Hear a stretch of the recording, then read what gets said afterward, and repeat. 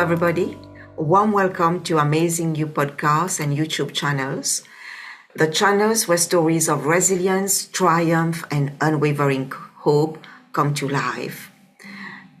And whether today you are dealing with health challenges or facing professional setbacks or personal struggles, this channel is dedicated to uplifting your spirit and showing you that even in the darkest moments, there is a path to hope and triumph. So join us, everybody, as we share powerful stories that transcend adversity, reminding you that resilience is a force within us all. And big welcome to the audience and to the newcomers. Really grateful to have you, and thank you everyone for watching, sharing, and subscribing. I am your host. My name is Dr. Rani Thanacoody. I am a Mars-Venus life and relationship coach, astrologer, tarot reader, clinical hypnotherapist using RTT method, a star magic practitioner, and life force compassion practitioner. And today I have the great pleasure to introduce you to a lady that I talked on her podcast last week. And it was a great conversation that we had. And today she's on my podcast. Her name is Lucy J. Dutton. Lucy is a holistic peak performance coach and speaker, empowering female holistic service-based entrepreneurs to become peak performers in life and business. So very warm welcome, Lucy, to Amazing You.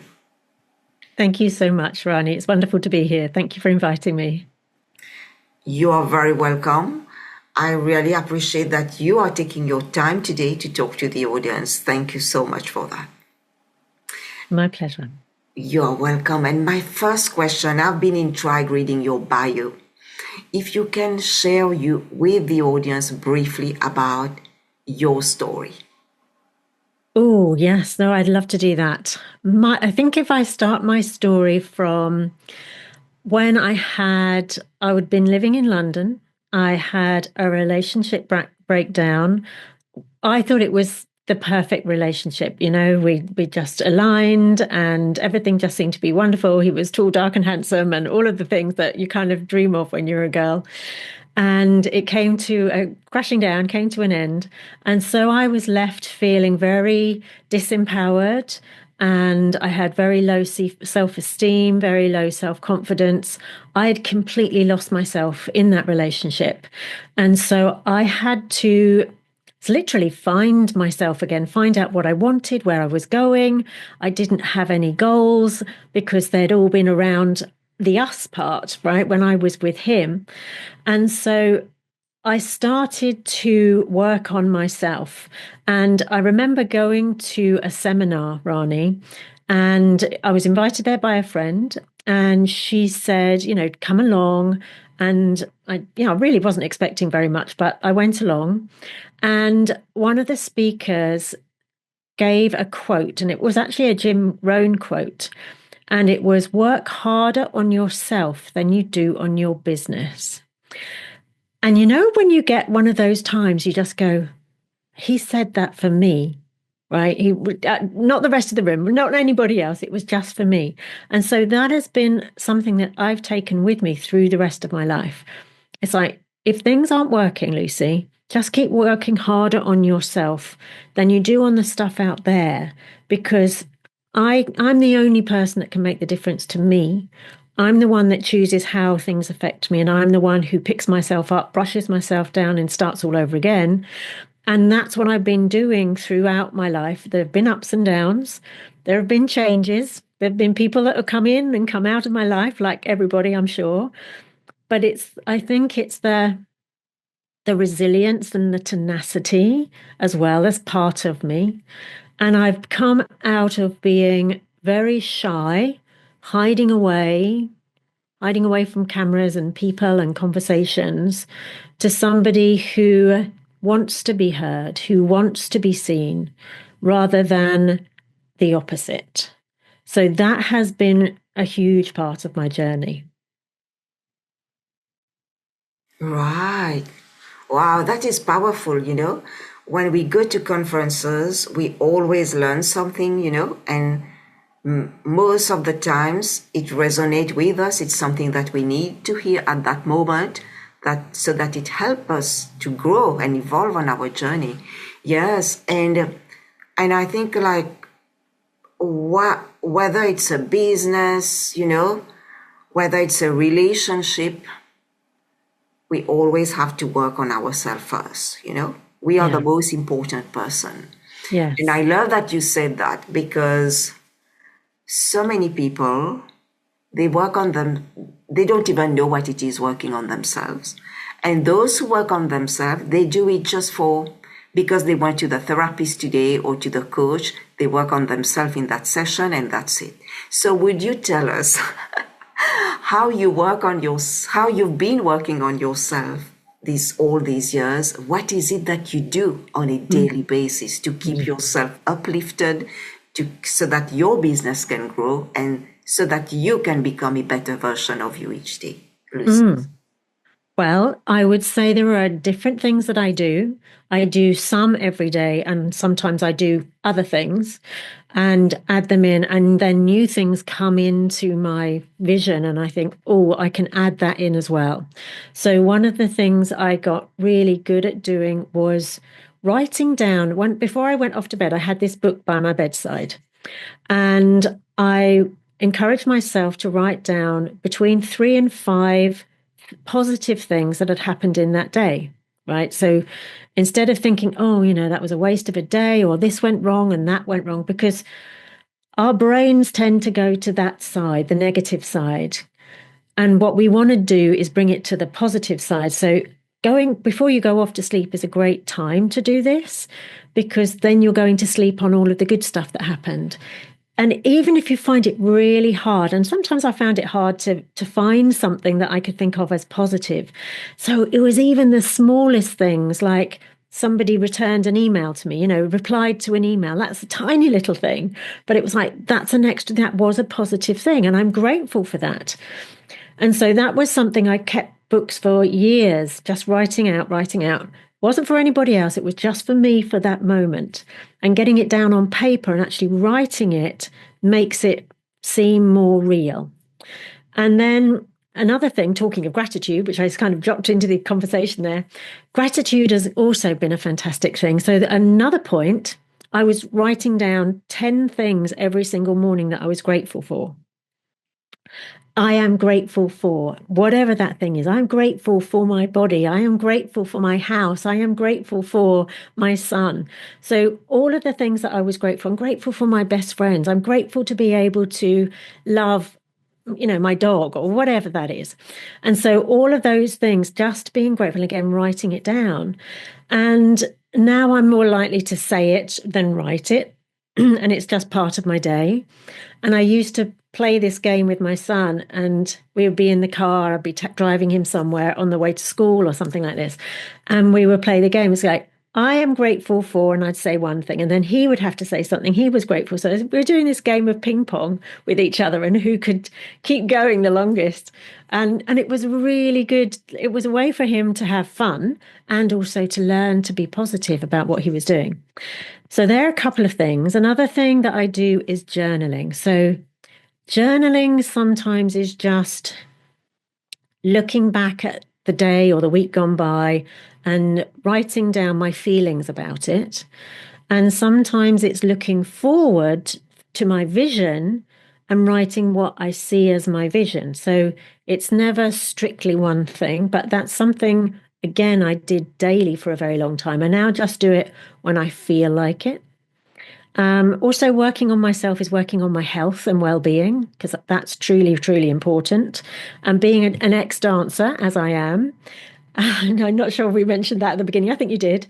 But being fit and healthy for somebody who wants to be peak performance, which I'm a peak performance coach, is like the foundation. So making sure I'm having the right nutrition, I'm hydrating, I'll go cycling, I'll do yoga. I did a fit club this morning. And as I get older, more mature, I'm also adding in weights because keeping my muscles strong. And so there are lots of different ways and lots of different things that I add in.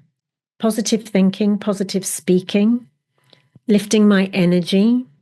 And that can be hard sometimes, Rani, can't it? If you're feeling a little bit deflated and things aren't going the way you want to, it's easy to think, oh, nothing's going the way I want it to. It's all a struggle. And your energy goes down and your energy goes down. And then guess what? You start to draw more to you of those things that you don't want happening in your life. Instead of playing pretend, the Pollyanna, what's the greatest thing that can happen? What might be happening? What do I want to happen in my life? What do I want to happen in my business? And feeling that feeling as if it is happening. That's a trick that you're playing on your body and your mind, but it's a really good trick or game or however you want to look at it to play. So that again is something that I work in, not every single day, but I do my best to do it like 4 times a week. So there are some things that I do, Rani. Wow, thank you so much for sharing those incredible practices that you are doing on a daily basis. And can you share, because every one of these practices has helped you, can you tell us how all these practices in their own way that you've been practicing them, how have they transformed your life? Lucy, what are the transformation you've seen in yourself doing these practices and like on a consistent basis? Because being consistent is super important to see the change. Oh, yeah, absolutely. So making sure that that consistency is there, I was then able to see that my confidence was building. And one other thing that I noticed as I looked back that I was doing was pushing into my fears. So if I felt I would be at a seminar where there were speakers, but then they would also ask us to speak, and it might only be for like 2 minutes. And I really didn't want to get up on that stage and hold that microphone. It was something that was totally so far out of my comfort zone. I was literally dragged to the stage by my friend to get up and speak and to share that 2-minute story. And I think I forgot to say my name. I managed to blurt out what my story was. And then I sat down and I just thought, never again. Well, here am I, right? On your podcast with my own podcast as a speaker. Yes. And so pushing through, it built my confidence, it built my self-belief. And that's what the other things were doing as well. But they were also opening up my world to other things coming in and to me being able to see those things as they came in and not just to I'm sure there's still a lot that passed me by in the earlier days, but I really look out for my intuition. That's something. What's coming into my space, is that coming in for me, or is that just coming in and do I need to pass it on to somebody else? So I think awareness is another thing that's really helped me and other people awareness. So it's from my experiences and how I've grown through doing those practices, I can see where other people are struggling and I can give them the gift of maybe you can try this, or maybe you can try just being, just sitting and contemplating. So there's that as well. Thank you. Thank you. Thank you so much for sharing those words of wisdom with the audience, Lucy. And, you've experienced a lot of things in your life as an entrepreneur and in your relationships.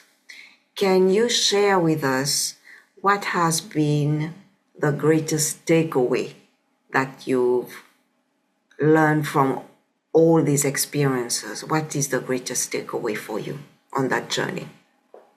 Nothing is forever, whether it's really good and whether it's not so good. But I would say, especially if you're looking at something that's not so good going on in your life, what is it that this too shall pass? It's like a storm.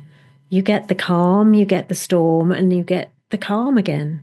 And the sun comes up, thinking of the cycle of life in the harvest and then the winter. And I know that's very cliche, but things go in cycles, right? And so I think that's the biggest thing I've learned is I just need to keep picking myself up again if something pulls me down, because I'm going to get through it. It's going to pass. Something new is going to come. And a door shuts. Okay, I might not like that door shutting, but there's going to be another door that is better and has got something more fruitful behind it. And I'll be so glad that that door shut in the first place. So I think it's just allowing things to happen in your life, or for me in my life. And if your audience are feeling like things are shutting down on them, there will be better things to come. If a relationship's finished, there'll be a better relationship. You don't need to keep fighting for that one unless you really feel it's worth it and there was just something small. And I know you're all about relationships, Rani. So, I mean, I'm not a relationship coach, but if you can see that as a positive thing, my parents used to say, look for the silver lining in every cloud. And it truly is doing that. And however hard that is at that moment in time, you can see it, not necessarily for weeks, maybe even months, maybe even years, but just knowing that there's going to be a reason that thing happened, and you'll be able to look back on it and go, that's why. That's why I'm just going to get on with the rest of my life until I understand, because there doesn't seem any rhyme or reason to it at that point, but it will come. Thank you, Lucy. Thank you so much. Yeah, I think that's very true, These too shall pass, and everything is temporary in this life, We are just here as a traveler. This is not our final stop, We are it's one of our pit stop. Yes. But the journey continues, and even if it's not in that physical body, it's the spirit never dies, because we are more than just the body. We are energy, and energy doesn't die. So, yeah. And my other question to you, Lucy, is what books, I'm sure you've read so many books, impactful books on that journey of self-growth. What has been the most influential book that have really helped you, and why? Oh, that's a really tricky one. And I haven't thought about that, Rani. So I'm not even sure if I'm going to be able to answer it. And what I would say, one I've read recently, is The Alter Ego. And the alter ego is if you feel like you can't do something, maybe it's speaking. So let's do it for speaking, and you just can't get up there and speak, and you crumble and you're mumbling and you're sweating and you just don't want to do it. And this book helps you to find, because you can do it, but if you clothe yourself in this alter ego, and it's like it's almost like becoming the superhero and pretending you're that superhero, and you're walking out on stage as that. You're not walking out on stage as yourself, but actually you are. You find out in the end, because you are that superhero all along.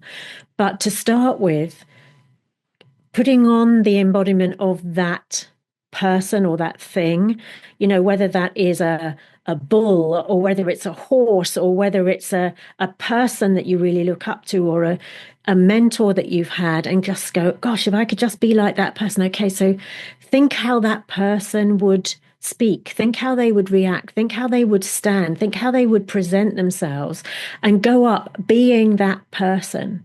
And if you can embody that, then everything changes. And after a while, you don't need that anymore. So that was a book that I found really, really interesting. I'm trying to think who wrote it, but you'd find it on Amazon if you looked up The Alter Ego.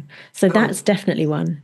Thank you. Thank you. I think that's a great area to explore, because the ego, if it's not tamed, it can be the biggest obstacle. And I have learned that in my life.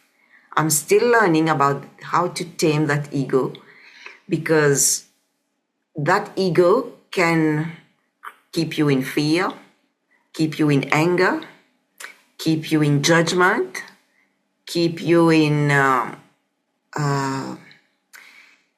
arrogance, So I have seen that appearing so much in my life. And every time I say, if these people had not appeared in my life, I wouldn't have learned how to tame that ego, because I think it is a great, great part of ourselves that we need to master.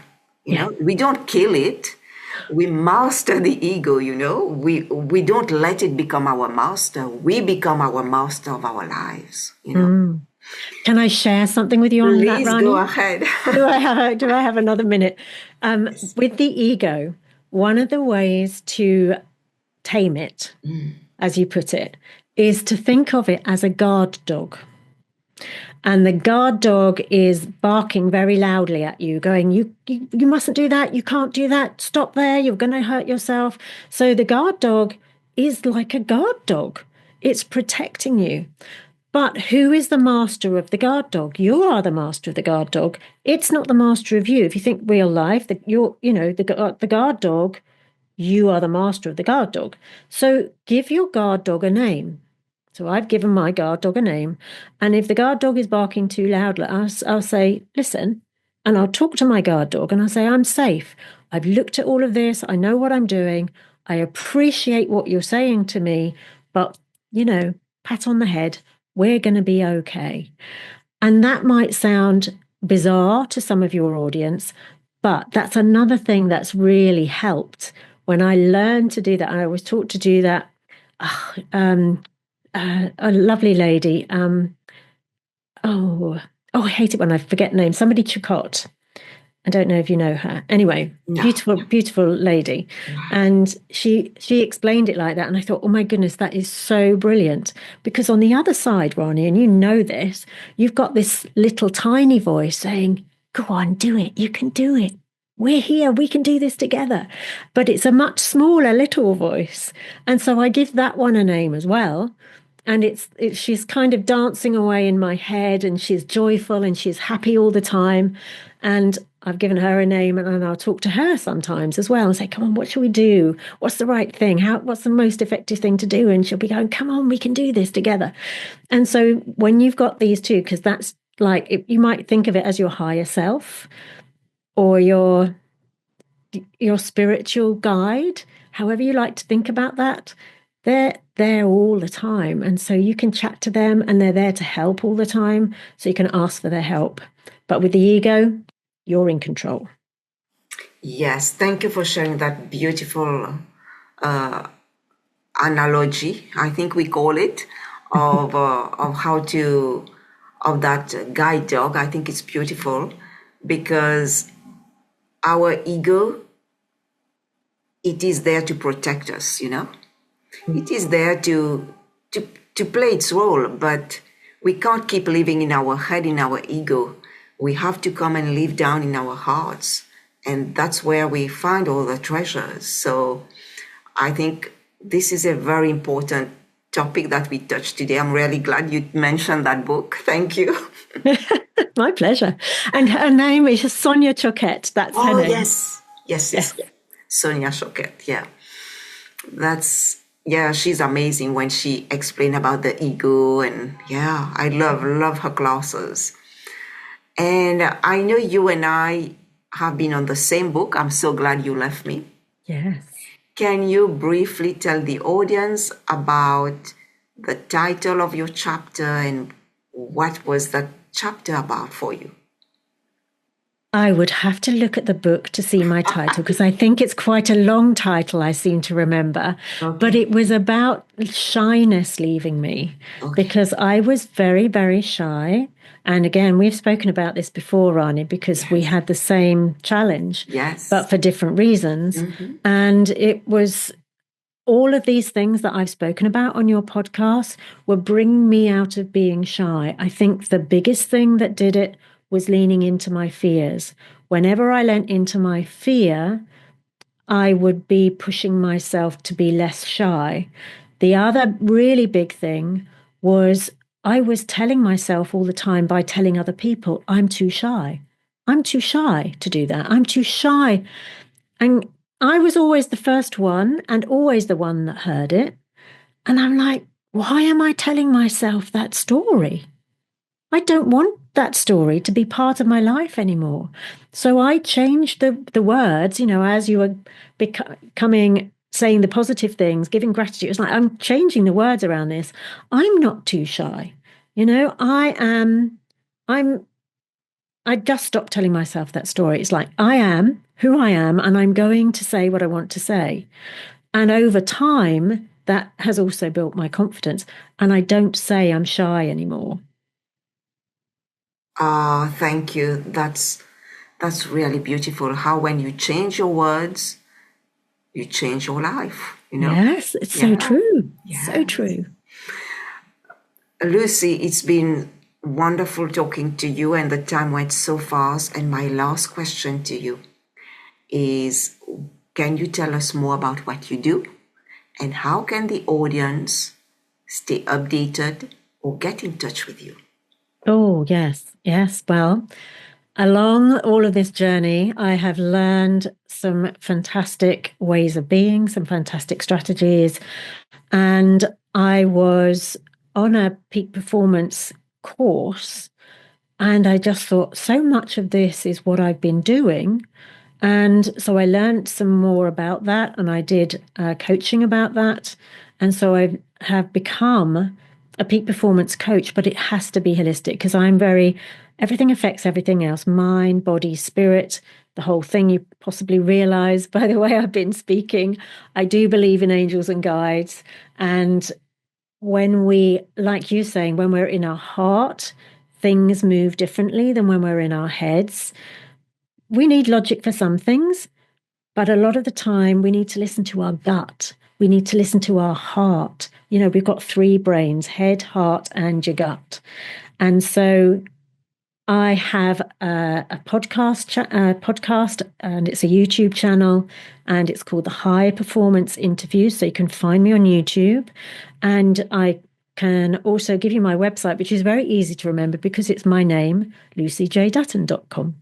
So really simple. So you can find me in both of those places, and you'll find me on Instagram and Facebook too. And I do have a Facebook page. If you're a female entrepreneur and you would like to join, you can get in touch and we can have a chat. That is wonderful, Lucy. Thank you so much for sharing your detail, for telling us what you do. And I really appreciate the time that you took to talk to the audience today, sharing your wisdom.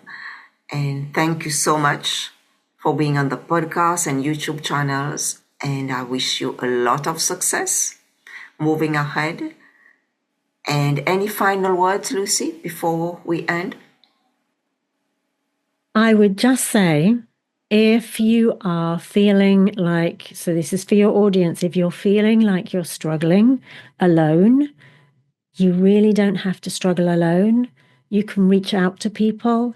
You can get around people that are going to lift you up rather than pull you down. There are so many people out there that want to give help, that do give help, that want to lift you up, that will help you be lifted up as long as you allow them to. So it's okay to ask for help. People want to help people. Thank you, Lucy. And a huge thank you to the audience for watching, sharing, and subscribing. And everybody, remember that you are amazing. You have always been amazing, and you always will be amazing. Take care, everyone. Bye-bye.